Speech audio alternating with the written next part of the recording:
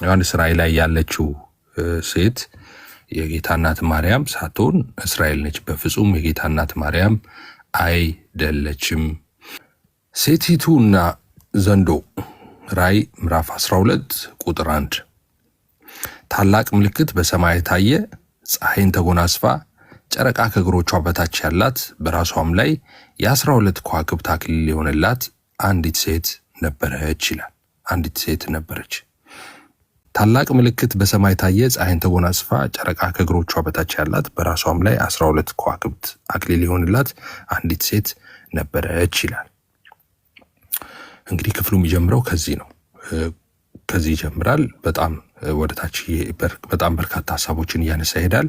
እኔ ግን ማነሳላችሁ አሁን ምነግራችሁ 1ን 2ን አነሳላችኋለሁ፣ 5ን 6ን አነሳላችኋለሁ። ቁጥር 1 ቁጥር 2 ቁጥር 5 እና ቁጥር 6 እነዚህም ብቻ ነው የምናየው። በመሃል ላይ የዘለልኳቸው ቁጥሮች ያው ስለ አውሬው የሚያወራውን ክፍል ነው። አውሬው የታወቀ ነው። ስለዚህ ብዙ ማብራር ዲቤቴብል አይደለም እሱ። ለዛ ነው የዘለልኩት። ብቻ ሴቲቱና የወለደችው ልጅ ላይ ብቻ ትኩረት አድርጌ እንደዛ አወራለሁ ማለት ነው። ተባረኩ። ታላቅ ምልክት በሰማይ ታየ፣ ፀሐይን ተጎናጽፋ ጨረቃ ከእግሮቿ በታች ያለ በራሷም ላይ 12 ከዋክብት አክሊል የሆነላት አንዲት ሴት ነበረች ይላል። አሁን ይህ ክፍል እንዳልኳችሁ ስለ እስራኤል ነው የሚያወራው እንጂ ስለ ጌታ እናት ማርያም አይደለም የሚያወራው። ለምሳሌ እዚህ ቁጥር 1 ላይ አሁን ካነበብኩላችሁ ክፍል ላይ 12 ከዋክብት አክሊል የሆነላት ይላል አይደል? 12 ከዋክብት የሚለው 12ቱን የእስራኤል ነገዶች የሚወክል ነው። በዮሐንስ ራእይ ምዕራፍ 7 ቁጥር 5 ላይ እነዛን 12 የእስራኤል ነገዶች በዝርዝር ትመለከታላችሁ። ከይሁዳ ነገድ 12,000 ታተሙ፣ ከሮቤል ነገድ 12,000፣ ከጋድ ነገድ፣ ከአሴር ነገድ፣ ከንፍታሌም ነገድ፣ ከምናሴ ነገድ፣ ከስምዖን ነገድ፣ ከሌዊ ነገድ፣ ከይሳኮር ነገድ፣ ከዛብሎን ነገድ፣ ከዮሴፍ ነገድ፣ ከብንያም ነገድ እያለ 12ቱንም በዝርዝር ያስቀምጣቸዋል ማለት ነው።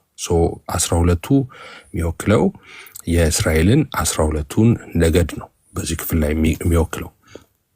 ሌላው እንግዲህ ተመሳሳይ ቃል በመጽሐፍ ቅዱስ ውስጥ የት ነው የምናገኘው? አሁን በዚህ በቁጥር 1 ላይ የተገለጠ ጨረቃ የሚል ነገር አለ፣ ፀሐይ የሚል ነገር አለ፣ 12 ከዋክብት የሚል ነገር አለ። እንደዚህ አይነት ተመሳሳይ ቃላቶችን በመጽሐፍ ቅዱስ ብንፈልግ የቱ ጋር ልናገኝ እንችላለን? ዘፍጥረት ላይ። ዘፍጥረት ታስታውሳላችሁ። ዮሴፍ ህልም አልሞ ቤተሰቦቹን ሰብስቦ ስለ ህልሙ ሲነግራቸው ዘፍጥረት እናንተ ሙሉን አንብቡት 37ን፣ እኔ 37:9 ላይ ላንብብላችሁ። ደግሞም ሌላ ህልም አለመ፣ ለወንድሞቹም ነገራቸው፣ እንዲህም አለ፣ እነሆ ደግሞ ሌላ ህልምን አለምኩ። እነሆ ይልና ፀሐይና ጨረቃ 11 ከዋክብትም ሲሰግዱልኝ አየሁ። ለአባቱና ለወንድሞቹም ነገራቸው፣ አባቱም ገሰጸው፣ እንዲህም አለው፣ ይህ ያለምከው ህልም ምንድን ነው? በሆኑ እኔና እናት ወንድሞችን መተን በምድር ላይ እንሰግድልህ ይሆንን? ወንድሞችም ቀኑበት፣ አባቱ ግን ነገሩን ይጠብቀው ነበር ይላል። አሁን በዚህ ክፍል ላይ ጨረቃ፣ ፀሐይ፣ 11 ከዋክብት የሚል ነገር ታያላችሁ። እንግዲህ በፀሐይ የተመሰለው ያዕቆብ ነው እንደምታውቁት። አባቱ ያዕቆብ ነው፣ እስራኤል ነው። ራሔል ነች ጨረቃዋ ደግሞ የዮሴፍ እናት የያዕቆብ ሚስት ማለት ነው። 11 ከዋክብት ደግሞ የተባሉት ልጆች ናቸው፣ ያዕቆብ ልጆች ናቸው፣ ዮሴፍ ወንድሞች ናቸው። ዮሴፍ ያው 12ኛ ልጅ እንደሆነ ታውቃላችሁ። ተመሳሳይ ቃላትን የምናገኘው እሱ ነው። የአብርሃም ኮቨናንትን እንግዲህ ሪፕሬዘንት የሚያደርግ እንደሆነ ታውቃላችሁ። ሁለቱን ነገር ያዙልኝ። አንደኛው 12 የሚለው የ12ቱን የእስራኤል ነገድ ነው የሚያመለክተው። ሁለተኛው አሁን የነገርኳችሁን ዝርዝር ሀሳቦች የያዘ የመጽሐፍ ቅዱስ ክፍል ያ ነው፣ ዘፍጥረት 37 ማለት ነው። ስለዚህ ታላቅ ምልክት በሰማይ ታየ፣ ፀሐይን ተጎናጽፋ ጨረቃ ከእግሮቿ በታች ያላት በራሷ ላይ 12 ከዋክብት አክሊል የሆነላት አንድ ሴት ነበረች የሚለው ለማርያም ሳይሆን ለእስራኤል ነው። ሌላ በሴት አንቀጽ ይጠቅሰው ብዙ ጊዜ መከራከሪያ አድርገው የሚያነሱት ሴት ነች እኮ የሚሉት ነገር አለ። ኦፍኮርስ እስራኤል በሴት አንቀጽ የተጠራችበት የመጽሐፍ ቅዱስ ክፍል አለ፣ መዓት አለ፣ በጣም በርካታ። ለምሳሌ የተወሰነ እንጥቀስ። ኢሳያስ ታውቃላት፣ ትንቢተ ኢሳያስ ምዕራፍ 47 ቁጥር 7 ላይ አንቺም እኔ ለዘላለም እመቤት ሆናለሁ ብለሻል፣ ይህንንም በልብሽ አላደረግሽም፣ ፍጻሜውንም አላሰብሽም። አሁንም አንቺ ቅምጥል ተዘለሽ የምትቀመጪ በልብሽም እያለ ይቀጥላል። ሌላው እዛው ኢሳይያስ ላይ ምዕራፍ 54 ላይ ትንቢተ ኢሳይያስ ምዕራፍ 54 ቁጥር 1 ላይ አንቺ ያልወለድሽ መካን ሆይ ዘምሪ፣ አንቺ ያላማጥሽ ሆይ እልል በይ፣ ጩኺም፣ ባል ካላት ይልቅ ፈት የሆነችው ልጆች በዝተዋልና ይላል እግዚአብሔር እያለ ይናገራል። ሌላ ቦታኒ ምናልባት ኤርሚያስ ላይ ሄደን ኤርሚያስ ላይ እንደዚህ ይላል። ኤርሚያስ 4:31 ላይ እንደምታምጥ በኩሯንም እንደምትወልድ ሴት ድምፅ ሰምቻለሁና የጽዮን ሴት ልጅ ድምፅ በድካም ይሰልላል፣ እጆቿንም ትዘረጋለችና ተገድለው ከሞቱት የተነሳ ነፍሴ ይዝላለችና ወዮልኝ አለች ይላል። ሌላ አንድ መጨረሻ ሚክያስ ትንቢተ ሚክያስ ምዕራፍ 4 ቁጥር 9 ላይ አሁንስ ለምን ትጮያለሽ? እንደምትወልድ ሴት ምጥ የደረሰብሽ ንጉሥ ስለሌለሽ ነውን? ወይስ መካሪ ስለጠፋብሽ ነው? እያለ ይቀጥላል። ስለዚህ እስራኤል በሴት አንቀጽ ተጠቅሳለች ወይ በመጽሐፍ ቅዱስ? አዎ፣ በጣም ብዙ ቦታ፣ በርካታ ቦታ ላይ። ስለዚህ እዚህ በዮሐንስ ራዕይ ምዕራፍ 12 ቁጥር 1 ላይ ያለው ታላቅ ምልክት በሰማይ ታየ፣ ፀሐይን ተጎናጽፋ ጨረቃ ከእግሮቿ በታች ያላት በራሷም ላይ 12 ከዋክብት አክሊል የሆነላት አንዲት ሴት ነበረች የሚለው እስራኤልን ነው እንጂ ማርያምን አይደለም። እሺ፣ እርሷም ጸንሳ ነበር ይላል ቁጥር 2 ደግሞ እርሷም ጸንሳ ነበር፣ ምጥም ተይዛ ልትወልድ ተጨንቃ ጮኸች ይላል። አሁን እዚህ ጋር ችግር ሊመጣ ነው። ምንድነው? ኦርቶዶክሳውያንም ይሁኑ ካቶሊካውያን አቃለው ዶክትሪናቸውን እዚህ ጋር መሰረታዊ ከሆነው አስተምሮቶቻቸው ከነገረ ማርያም ትምህርታቸው ጋር የሚጋጭ የሚፋለስ ነገር ይዞ እንደሚመጣ ቁጥር 2 ማለት ነው። ምክንያቱም ምንድነው የሚያምኑት እነሱ በርስፔን የላትም ማርያም ብለው ወይም ደግሞ ምጥ ነው የሚባለው ምጥ ያለ ምጥ ነው የወለደችው ማርያም ብለው ነው የሚያምኑት። ኦኬ፣ ያለ ምጥ ነው ማርያም የወለደችው ብለው ነው የሚያምኑት። እዚህ ጋር ግን ጸንሳ ነበር፣ ምጥ ተይዛ ልትወልድ ተጨንቃ ጮኸች ይላል። ምክንያቱም ምክንያቶች አሏቸው፣ 3-4 ምክንያቶች አሏቸው። ያለ ምጥ ነው ማርያም የወለደችው የሚሉበት ምክንያት አንዱን ግን ላንሳላችሁ እኔ ቢያንስ ሁለቱም ያግባባቸውን ማለት ነው። ለምሳሌ የኢትዮጵያ ኦርቶዶክስ ተዋሕዶ ቤተክርስቲያን ጥንተ አብሶን አታምንም። ታውቃላችሁ፣ ማርያም ጥንተ አብሶ አለባት ብለው አያምኑ። መጽሐፍ ደግሞ ይሄ በምጥ ወቅት ታስታውሳላችሁ፣ በምጥ ሴት ልጅ በምትወልድ ሰዓት ምጥ ሚይዛት ለምን እንደሆነ ታውቃላችሁ አይደለ? በእርግማን ምክንያት እንደሆነ ዘፍጥረት 3 ላይ አታስታውሱም? ዘፍጥረት 3:16 ላይ ዘፍጥረት 13:16 ወይ ዘፍጥረት 13:15 በጸነሽ ጊዜ ጭንቅሽን እጅግ አበዛለሁ፣ በጭንቅ ትወልጃለሽ፣ ፈቃድሽ ወደ ባልሽ ይሆናል፣ እርሱ ገዢንሽ ነው እያለ የሚናገርበት ክፍል ማለት ነው። ስለዚህ ከዛ ጋር ያያይዙትና ማርያም በምጥ አይደለም የወለደችው ብለው ያምናሉ። ስለዚህ እዚህ ጋር ያለችው ሴት ግን በምጥ ነው የወለደችው። ምጥ ተይዛ ልትወልድ ተጨንቃ ጮኸች ይላል። ሰው ከመውለድ ጋር አሁን እዚህ ጋር ወለደች እኮ ነው የሚለው ሴቷ። ካዲያ እስራኤል እንዴት ይባላል? እስራኤል እንዴት እስራኤል አምጣ? አይ እንደዛ አይደለም። ያው የራዕይ መጽሐፍ እንደምታውቁት ሜታፎሪክ ነው። ምጥ ተይዛ ልትወልድ ተጨንቃ ጮኸች የሚለው ወልዳዋለች እስራኤል ኢየሱስን።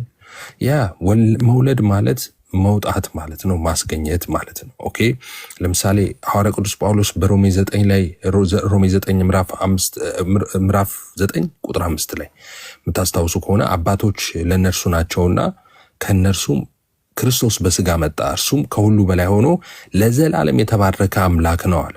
ኦኬ፣ ክርስቶስ በስጋ ከማመጣ ከእስራኤል፣ ስለ እስራኤል ነው የሚያወራው። ከእስራኤል መጣ። ኦኬ፣ እርሱም ከሁሉ በላይ ሆኖ ለዘላለም የተባረከ አምላክ ነው ይላል። አሁን መውለድ የሚለው ይህንን ነው።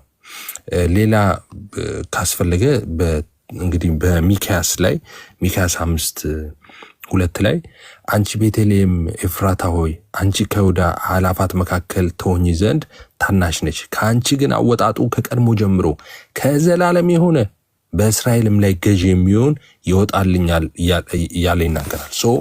አወጣጡ እያለ የሚናገረው ይወጣል የሚለው ያ መውለድን የሚያሳይ ነው። እና መውለድ የሚለው ሐሳብ 2 ላይ ያለው እሱን የሚያመለክት ነው ማለት ነው። ሌላው እንግዲህ 3 እና 4ን አስፈላጊ አይደለም። ያው 3 ምክንያቱም ዲቤትብል አይደለም ብያቸዋለሁ። 3 የሚለው ሌላ ምልክት በሰማይ ታየ ነው ታላቅ ቀይ ዘንዶ 7 ራሶች 10 ቀንዶች ነበሩት እያለ ስለ አውሬው ነው የሚያወራው። ይሄን ሁሉም ያውቃል፣ ይስማማል። ዲቤትብል አይደለም ይሄ ሐሳብ። ኦኬ ሶ ይህን ልተወውና ከዛ 5 ላይ ልምጣ። የሰይጣኑን ፓርት ልተወውና ማለት ነው።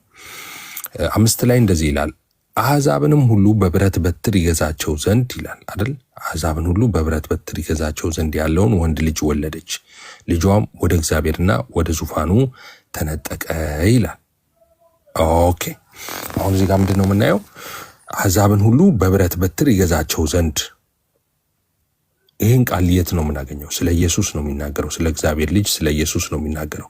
የምታስታውሱ ከሆነ እዚሁ በራእይ መጽሐፍ ላይ ራእይ ምዕራፍ 19 ቁጥር 13 ላይ በደም የተረጨ ልብስ ተጎናጽፏል፣ ስሙም የእግዚአብሔር ቃል ተብለዋል።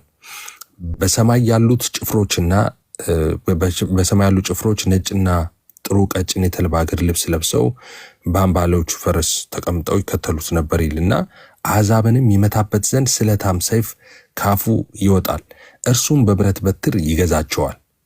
እርሱም ሁሉን የሚገዛ የእግዚአብሔርን የብርቱ ቁጣውን ወይን መጥመቂያ ይረግጣል ይላል።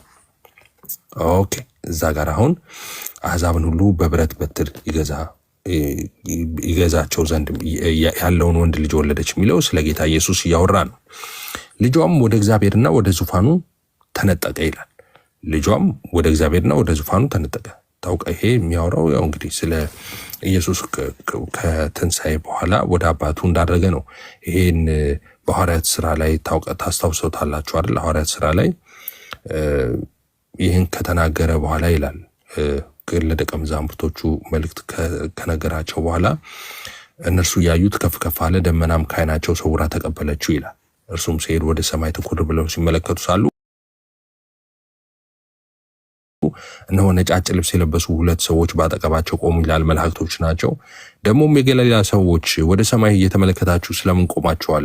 ይህ ከእናንተ ወደ ሰማይ የወጣው ኢየሱስ ወደ ሰማይ ሲሄድ እንዳያችሁት እንዲሁ ይመጣል አሏቸው ይላል።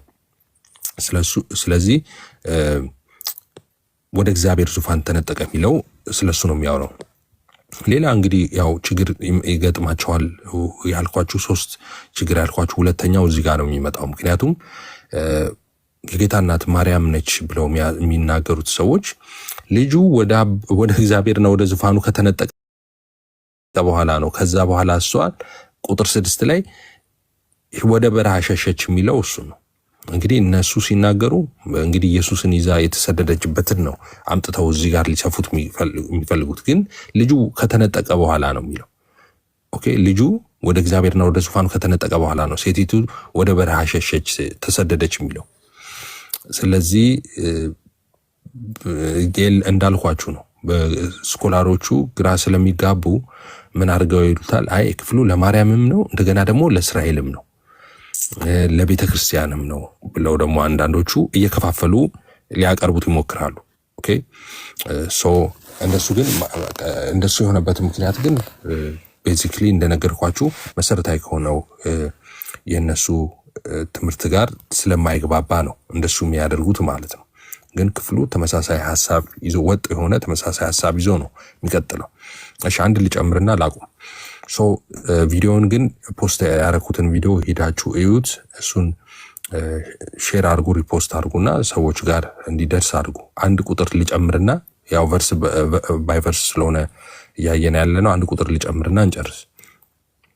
ቁጥር 6 ላይ ልሂድ። ቁጥር 6 ላይ እንደዚህ ይላል፣ ሴቲቱም 1260 ቀን በዚያ እንዲመግቧት በእግዚአብሔር ተዘጋጅቶላት ወደ ነበረው ስፍራ ወደ በረሃ ሸሸች ይላል። ሴቲቱም 1260 ቀን በዚያ እንዲመግቧት በእግዚአብሔር ተዘጋጅቶላት ወደ ነበረው ስፍራ ወደ በረሃ ሸሸች ይላል። እንዳልኳችሁ ቅድም ልጇ ከተነጠቀ በኋላ ነው እሷን ሸሸች የሚለው። ሴቲቱ ይልና 2260 ቀን ይላል። 2260 ቀን። ይሄ እንግዲህ ቤካ እዚህ ያለ ገስት ላይ ወንድምየው ከሱ ጋር እሱ ቤት ስካቶሎጂን ሳስተምር የዛሬ 5 ዓመት አካባቢ በደንብ ተንትነን እያየ ነው ነበር ይህን ክፍል ማለት ነው። እዚህ ክፍል ላይ አሁን 6 ቁጥር 6 እያወራ ያለው ስለ 7 years tribulation ስለሚባለው ወይም 7 ዓመት ያዕቆብ መከራ ስለሚባለው ስለዛ ነው የሚያወራው። ኦኬ 1266 የሚለው ቀን እንግዲህ 3 ዓመት ተኩል ማለት ነው። 7 ዓመት ያዕቆብ መከራን ታውቃላችሁ።